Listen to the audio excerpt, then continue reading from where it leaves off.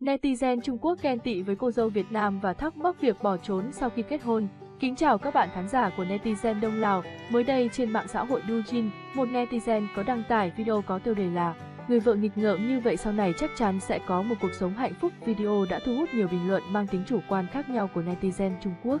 Cùng netizen Đông Lào hóng xem phản ứng của netizen Trung Quốc nói gì về Việt Nam và hãy bày tỏ ý kiến của các bạn ở phía phần bình luận. Không quên like, đăng ký theo dõi để nhận ủng hộ kênh bạn nhé. Đất nước nào cũng có người tốt và người xấu. Trước đây có một số cô gái Việt Nam bị môi giới lừa sang Trung Quốc lấy chồng nên bỏ trốn. Bây giờ họ có quyền tự do xây dựng gia đình và sống hạnh phúc. Tại sao chúng ta luôn nói phụ nữ Việt Nam có thể chạy trốn? Nhiều cuộc hôn nhân là lừa đảo, những người không muốn ở quê hương, gần gia đình. Đó là ngày xưa thôi bạn, xã hội hiện đại có rất ít sự việc như vậy.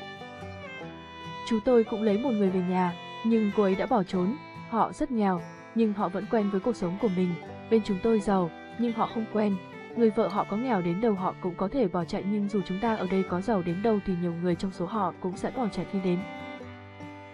Năm ngoái, một người đàn ông ở làng đối diện tôi đã bị lừa hơn 100.000 nhân dân tệ. Mẹ bạn trai tôi là người Việt Nam nhưng bà cũng đã bỏ trốn ha ha. Tương tự, nếu có quá nhiều người lấy chồng ở một nơi, nó sẽ học hỏi từ những người khác, cũng giống như sự phân biệt vùng miền. Trên thực tế, ở một mức độ lớn, đó không phải là sự phân biệt đối xử thực sự mà đa phần chỉ là như vậy, mặc dù nhiều người không muốn thừa nhận. Đó là trước đây thôi, những người đó bây giờ không được tốt lắm. Bạn có muốn tìm ai đó từ Trung Quốc để tận hưởng cuộc sống của mình không? Bây giờ gia đình tôi đã ổn định, tôi sẽ không bỏ trốn như trước nữa phải không? Tại sao bạn lại chạy? Mẹ tôi cũng là người Việt Nam, cả hai chị em tôi đều đã ngoài 30, cả hai đều ở biên giới, ngay cạnh làng. Bạn có thể sang Việt Nam ăn sáng chỉ vài bước chân. Một người bạn cùng lớp của tôi đã 25 tuổi và mẹ cô ấy đã bỏ trốn ha ha. Nước ta cũng có rất nhiều người Việt Nam, họ nói ở Trung Quốc không vất vả lắm, ở đó họ trồng lúa 3 vụ một năm, phụ nữ làm việc nhiều hơn nam giới. Bên đó có nhiều người nghèo lắm, tôi không thể ra ngoài và nói dối gia đình về việc nên ăn gì hôm nay. Ở làng cạnh tôi, có một người đàn ông đi lấy vợ khắp nơi, bây giờ về nuôi mấy đứa con và có con trai là bác sĩ. Bây giờ bọn họ còn rất nhiều, ở đây rất nhiều đàn ông không lấy được vợ, sau đó mới sang Việt Nam, chưa đến 3 tháng hoặc chưa đầy 1 tháng đều đã bỏ trốn ha ha. Ồ, bạn đã từng đến đó rồi, vậy ra họ đều là những người giàu có phải không? Vậy bạn có biết về Việt Nam không? Nếu tốt thì đừng lừa dối hôn nhân, ngày xưa có rất nhiều, nhưng bây giờ tôi không biết, vẫn còn có một số người chưa kịp quen nhau. Ở phần bình luận cũng có mấy bạn nữ Việt chê cười, xấu hổ quá. Chắc là tôi đã đến đó rồi, lối sống của họ rất đơn giản và dễ chịu, tại sao lại lấy một người Trung Quốc? Bởi vì ở Việt Nam nhiều phụ nữ nuôi đàn ông. Ngày xưa lấy vợ không phải là lừa đảo đến đây đàn ông Trung Quốc còn lười hơn những người ở đó, bây giờ nhiều người chạy trốn khỏi Trung Quốc, bây giờ cũng có người Việt bị lừa sang lấy chồng, còn tùy nơi gặp nhau như nào. Chuyện đó không liên quan gì đến quá khứ, làng chúng tôi cưới hơn chục người, chưa đầy 1 năm đã bỏ trốn.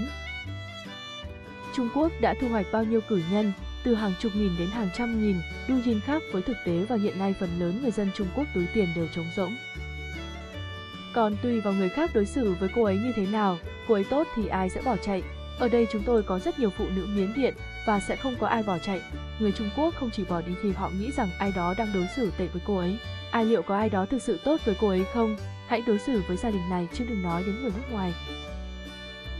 Phản ứng đầu tiên của tôi là phụ nữ Việt Nam có thể bỏ trốn. Trước đó có một người trong chúng tôi đã bỏ trốn. Cô ấy đã bỏ chạy ngay cả sau khi sinh con, các con đều dẫn đi. Sau đó, người đàn ông đó rất đau khổ và hiện tại vẫn là một người độc thân. Anh ta sẽ không đến nhà người phụ nữ đó để tìm cô ấy chứ. Phụ nữ Việt Nam có thể chạy, họ có thể chạy bất cứ nơi nào họ muốn. Nhiều phụ nữ Việt Nam sang Trung Quốc làm việc, sợ bị phát hiện, đuổi về nên kết hôn với người Trung Quốc mà cha mẹ chưa từng gặp mặt, kiếm đủ tiền sẽ về Việt Nam.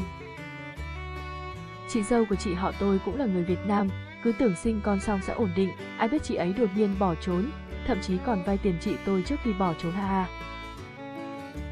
Tại sao tôi lại muốn đưa con về Việt Nam khi con đã lớn? Ở đây có rất nhiều phụ nữ Việt Nam đấy nhé. Đừng cố khái quát hóa, ở đâu cũng có cái tốt và cái xấu. Việt Nam là Trung Quốc, không đi đến nước đó và không hiểu nước đó thì không bao giờ biết được nước đó đã phát triển đến mức nào. Tôi chưa đến Trung Quốc và nghĩ rằng người Trung Quốc nào cũng xấu vì ở đó có một số người giống bạn nên tôi có thể khái quát lại. Tôi không nói là mọi người sẽ bỏ chạy, nhưng nhiều người sẽ nghĩ như vậy, có gì đó sai sai, đừng lấy ví dụ để bác bỏ.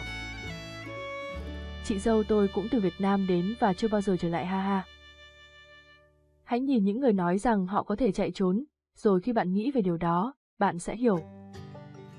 Bởi vì họ thực sự có thể chạy, tất nhiên không phải ai cũng vậy, những người yêu bình thường thì không làm thế. Vâng, tôi không biết tại sao mình lại chạy, rõ ràng là tôi có thể bắt taxi và quay về nhà. Thời kỳ đầu, có rất nhiều trường hợp phụ nữ Việt Nam bị bắt cóc, buôn bán về các làng miền núi ở Trung Quốc, cũng có những nhóm lừa dối họ lấy chồng. Bởi vậy, sau khi đến làng chúng tôi chưa đầy 3 năm, 4 người trong số họ sẽ bỏ trốn. Có rất nhiều kẻ lừa hôn nhân, trong đó có đồng phạm ở Trung Quốc, sau khi kết hôn, chúng lấy tiền rồi bỏ trốn về quê tôi lúc nửa đêm, trường hợp như vậy rất nhiều. Nhiều phụ nữ Việt lừa dối trong hôn nhân nhưng không phải tất cả, một đồng nghiệp của tôi cũng là người Việt nhưng mẹ cô ấy cũng sống ở đây.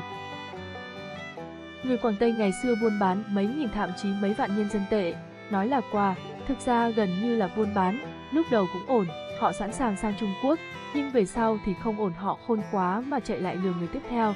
Bây giờ không phải như thế này. Đúng vậy, ở Nam Ninh có nhiều sinh viên Thái Lan, Myanmar, Việt Nam đến mức không ai dám cưới nhiều phụ nữ. Vì Quảng Tây gần Việt Nam nên họ mới làm vậy. Một người ở làng mình chạy hơn chục năm rồi được con trai đưa về Việt Nam khi mới 3 tuổi, lúc đưa về khi con trai đã mười mấy, 20 tuổi ha ha. Tại sao bà lại đưa con trai về? Có phải là muốn một người đàn ông mua nhà, xe cho con trai bà không? Mang về nhà để nhận cha ruột của anh ấy, làng của chúng tôi, bản thân anh ấy sinh ra ở đây, gia đình anh ấy ở đây. Tôi không biết tại sao anh ấy lại được đưa về đây, anh ấy chỉ được mẹ đưa về Việt Nam khi còn nhỏ. Tôi có một người hàng xóm chạy trốn về, nói mẹ chồng già không tốt nên bỏ chạy, bị chồng đánh, không bỏ chạy thì toang ha ha. Tôi có thể chạy với giấy chứng nhận kết hôn của tôi không? Họ đều đang tìm kiếm những người đàn ông lương thiện từ những người dân nghèo ở nông thôn. Họ không bỏ chạy thì mới lạ, nếu bạn sống ở thành phố và có tiền thì bạn sẽ biết cách chạy trốn. Chồng tôi là người Hà Bắc, gia đình anh ấy thực ra có một người vợ là người Việt Nam và Vân Nam. Sau khi đưa giá làm dâu, 2 năm sau cô ấy đã bỏ trốn 3 lần. Họ không chỉ nói người Việt Nam chạy được mà ngay cả người Hoa ở các tỉnh khác cũng có thể chạy được, rất cạn lời ha ha. Hai anh em làng chúng tôi qua trung gian tìm được 2 người phụ nữ Việt Nam, kết quả là ngay khi lấy chồng, 2 người phụ nữ Việt Nam đó đã bỏ trốn, đúng vào dịp Tết Nguyên đán. Phụ nữ Trung Quốc bỏ đi gọi là ly hôn, phụ nữ Việt Nam bỏ đi làm sao có thể gọi bỏ chạy, bối rối không tả được.